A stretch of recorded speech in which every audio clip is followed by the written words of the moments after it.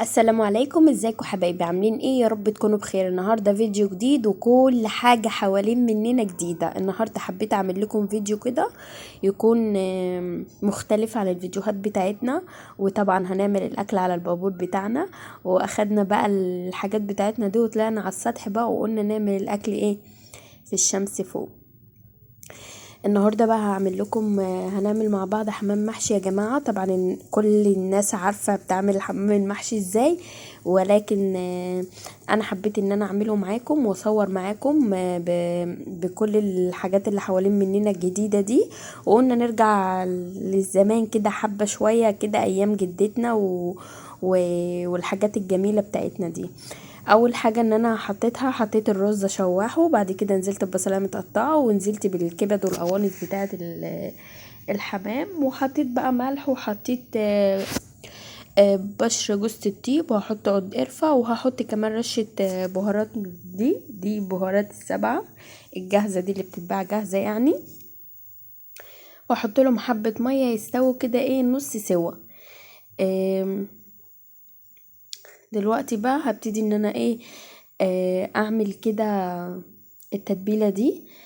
عايزه اقول لكم يا جماعه ان التتبيله دي اقسم بالله بتخلي اي نوع طيور انت بتعمليه بيخلي طعمه بجد تحفه. تمام. هو بيكون بشر بصل وبشر طماطم وفلفل اسمر وحبه بهارات.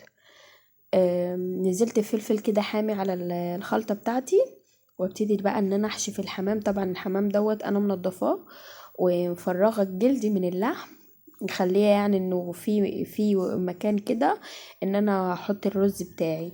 تمام. بتعملي برضو نفس الطريقة في الفريك، لو انت حابة تحشي الحمام بتاعك فريك بتعمليه بنفس الطريقة دي.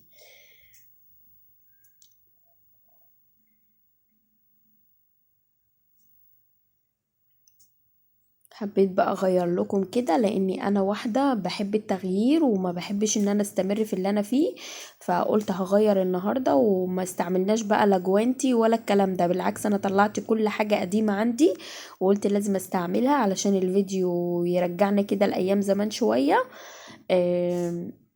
وسيبنا بقى من اللي هي الحلل الجاهزة والبوتاجازات الجاهزة ديت. لا، نرجع كده شوية للزمن الجميل والحاجات المتعبة والجميلة بتاعته. هنا بقرطف الملوخية. وهنا بقى خلاص هسلق الحمام بعد ما حشيته اهو.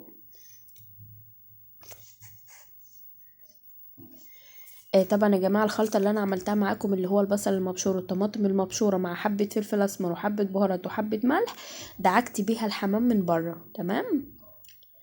دلوقتي انا الاول كنت بحشي من جوه الحمامية، وبعد كده ببتدي ان انا احشي الحصلة واللي هو من بره.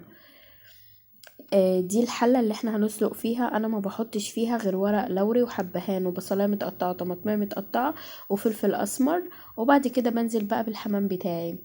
هنا حسيت انه في حمامية مفتوحة معايا، فروحت لفها في ورق ألمونيوم. هقطع هنا بقى خرط الملوخية. طبعا الملوخية انا غسلها قبل ما ارطفها، وبعد ما ارطفتها نشفتها وهنا بخرطها. شايفين يا جماعة حتى الهون القديم؟ يعني شايفين احنا بنرجع فين؟ طبعا انا كنت حاطه جزر في الشوربه لاني هاخده اكله لابني، يعني بيبقى مفيد وبيبقى حلو يعني. خلاص الحمام استوى هنا و... وخرجته. حطيت هنا بقى الثوم بتاعي، وبديت ان انا انزل بالملوخيه اهي. يا جماعه الملوخيه الخضراء بنديها غلوه واحده على البوتاجاز وبنشيلها على طول علشان ما تغمقش مننا. جبت هنا معلقه توم تاني. طبعا احنا بنحط توم في الملوخيه وهي لسه نيه، وبنحط هنا دي الطشه توم وزبده وكزبره ناشفه. بس بتاخد اللون الذهبي وبنزل على الملوخيه بالشكل ده. عايزه اقول لكم يا جماعه ان الريحه بجد تحفه. هنا بقى خلاص هحمر الحمام عشان نقدم الاكل مع بعض. بحب احمر الحمام بتاعي في زيت علشان الزيت بيخليه مقرمش، لكن لو مش عايزاه مقرمش وعايزاه طري حمريه في سمنه.